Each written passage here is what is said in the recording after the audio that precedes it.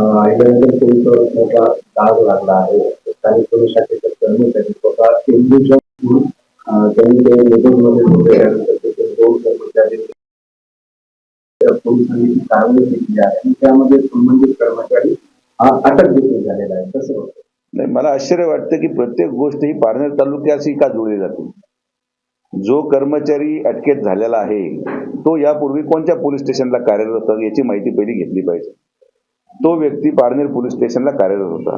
Parner police स्टेशनला कार्यरत असताना तिथं तो गुटख्या आणि इतर व्यवसायामध्ये त्याच्यावर आरोप निष्पन्न झाले होते आणि त्यावर कारवाई झाली होती. असं असल्यावर देखील पारनेर पोलीस स्टेशनहून एका व्यक्तीची बदली नगरच्या LCP मध्ये होते. तर पहिला माझा प्रश्न की कोणाच्या शिफारशीने ती बदली झाली याचं उत्तर SP द्यावं लागेल.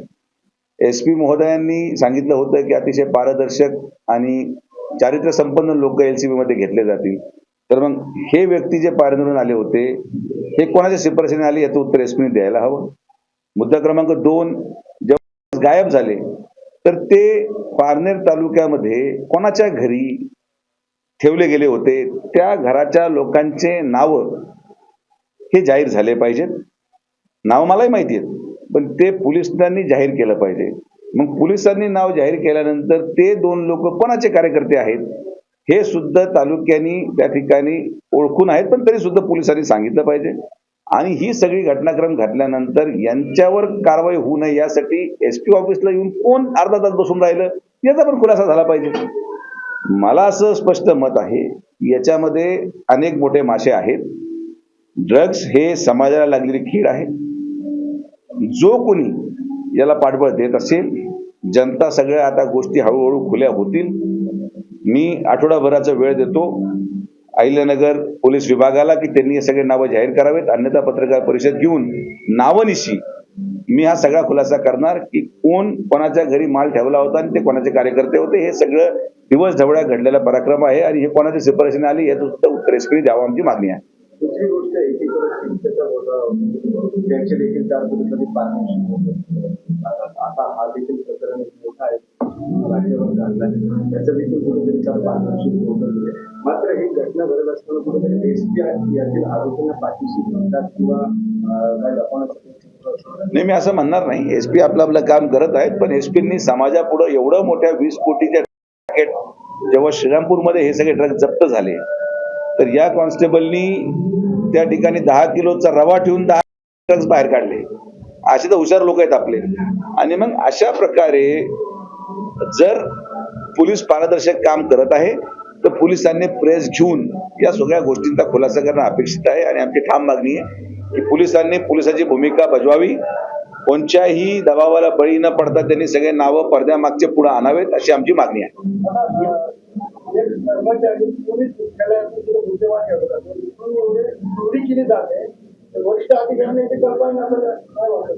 नाही, आता शेवटी लक्षात घ्या की सगळेच आरोपी आहेत असं म्हणणं चुकीचं राहील.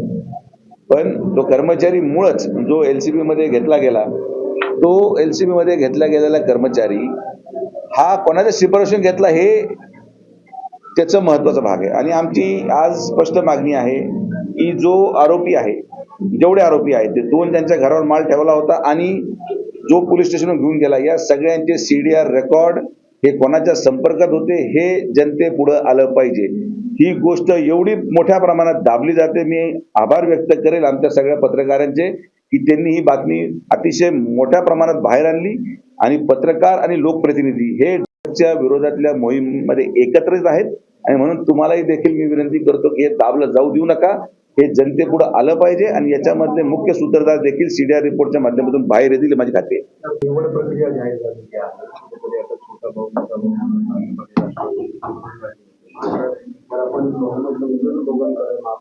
दावा कोण करणार त्या संदर्भात काय माहिती नाही, अजून बैठकच नाही झालेली आमची. जोपर्यंत प्रोग्राम लागत नाही तोपर्यंत एवढ्या अगोदर बैठका घेऊन काही निष्पन्न होत नाही. माननीय मुख्यमंत्री, माननीय उपमुख्यमंत्री आणि पालकमंत्री या तिघही लोकांचा एकदा निर्णय आला तर त्या निर्णयाची अंमलबजावणी करण्याचं आमच्या दोघांचं काम आहे. शेवटी आम्ही जरी चेहरे असलो तरी आमचे नेते हे आमचे प्रमुख आहेत आणि त्यामुळे फडणवीस साहेब, अजितदादा पवार साहेब आणि पालकमंत्री विखे पाटील साहेब हे तिघं बसून मुंबईच्या स्तरावर हा निर्णय होईल आणि मुंबईच्या स्तरावर हा निर्णय झाल्यावर तो आम्हाला कळवला जाईल आणि मग आम्ही तुम्हाला कळवू. 31 तारखेचा निवड कार्यक्रम जाहीर झालेला आहे. शिंदेसेना सोबळावर निवडली होती. दरवरून शिंदेसेनेला सोबत घेण्याचा निर्णय काय आहे? नाही, तुम्हाला तसं सांगतो की सगळे आदेश हे मुख्यमंत्री महोदय आणि उपमुख्यमंत्री महोदय आणि पालकमंत्री महोदय 3 सदस्यांची आमचे नेत्यांची समिती आहे आणि ते निर्णय घेतल्यावर ते जे आदेश देतील ते आम्हाला पाळावं लागतं आणि त्या अनुषंगाने आम्ही चालू. तुमची car, electric panel, data server आगीपासून सुरक्षित आहे का? नाही? मग आजच बसवा F protect temperature activated fire suppression device. यामध्ये आहे eco friendly non toxic pressurised liquid जे आग लागल्यास क्षणार्धात ऍक्टिव्हेट होऊन आगीवरती मिळवते नियंत्रण. बसवण्यास अतिशय सोपे आणि सुटसुटीत टेकालिपचे एक दर्जेदार उत्पादन एफ प्रोटेक्ट.